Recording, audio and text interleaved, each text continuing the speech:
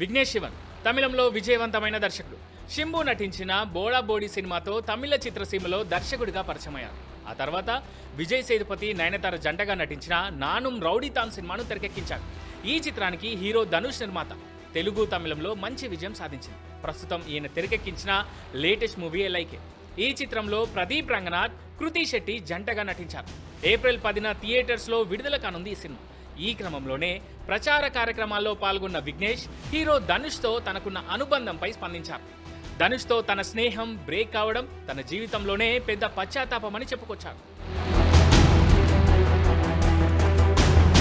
తనకు హీరో ధనుష్ అంటే చాలా ఇష్టమని చెప్పిన విఘ్నేష్ నటుడిగానే కాకుండా తాను అతడిని ఎంతో గౌరవిస్తానన్నాడు. ధనుష్ పుట్టినరోజు జూలై 28న తన నాన్న చనిపోయారని, అందుకే ధనుష్లో తన నాన్నను చూసుకుంటున్నానని ఎమోషనల్ అయ్యాడు ఈయన. ధనుష్ అంటే చాలా ఇష్టమంటూ చెప్పుకొచ్చారు.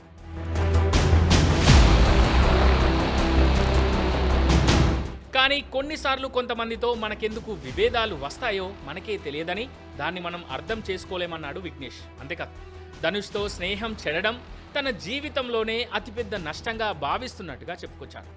ఈరోజు తాను ఈ స్థాయిలో ఉన్నానంటే అది ధనుష్ వల్లే అన్నాడు. తన ప్రస్తుత పరిస్థితికి అతనే ప్రధాన కారణమన్నాడు విఘ్నేష్. వేల ఇళ్ల పట్టదారి షూటింగ్ సమయంలో తాను 2 ఏళ్లకు పైగా అతనితో ఉన్నానని, ఆ సమయంలో ధనుష్ తిన్న తర్వాతే తినేవాడినన్నాడు. అంతగా తమ మధ్య అనుబంధం ఉండేదన్నాడు విఘ్నేష్.